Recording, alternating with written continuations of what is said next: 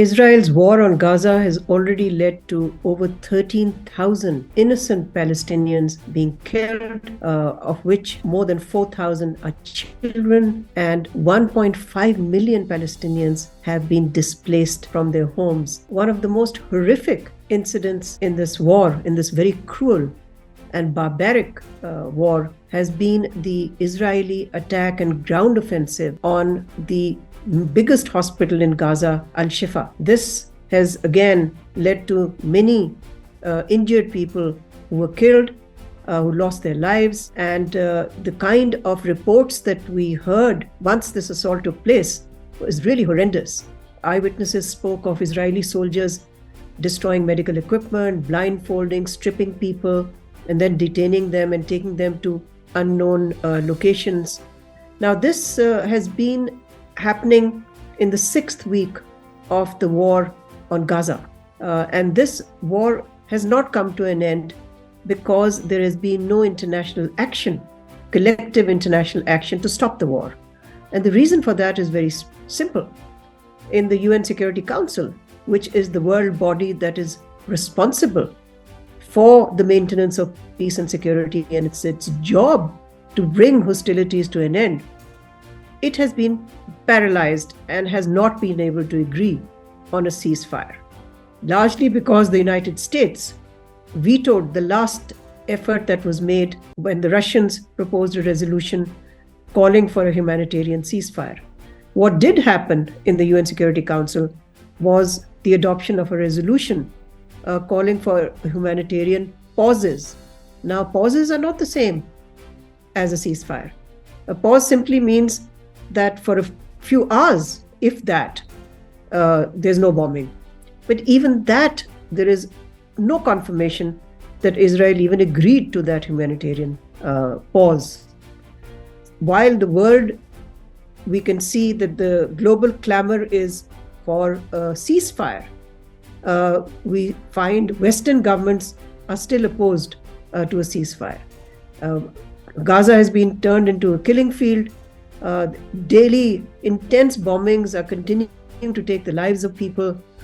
Refugee camps have been bombed, hospitals have been bombed, schools have been bombed, schools run by the UN agency, which is on the ground there. And those schools were housing thousands of Palestinian people who had been, who had to flee from their homes. So the situation now is at another very dangerous point. Now all eyes are on what might happen as a result of a high-level delegation that has gone, consisting of foreign ministers of Arab states and OIC countries. They've gone to China. China holds this month's presidency of the UN Security Council. So it is yet to be seen whether the Chinese can step into a vacuum that has been left by the United States by its one-sided policy and its blind support for Israel. This policy has left the United States without really a role to play as a mediator in this conflict. So the question now is whether China can step up to this role and see whether, along with other countries that are calling for a ceasefire, and the majority of countries in the world are calling for a ceasefire, whether they can mount enough pressure on both the US and Israel to back down, to end the hostilities, to end the carnage, to end the genocide that is going on right now in Gaza. I think at the end of the day, this is what the UN Secretary General António Guterres has called a crisis of humanity.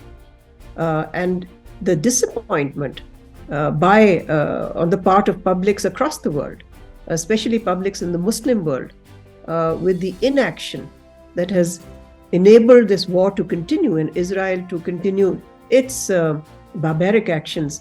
I think that disappointment is now turning to a lot of anger on the streets, whether it is the Arab street or it is the street in other parts of the world.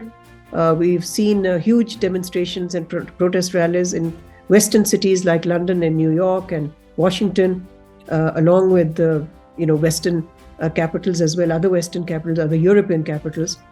So as we look into the future, I think, again, the most important thing is how to bring this war to an end.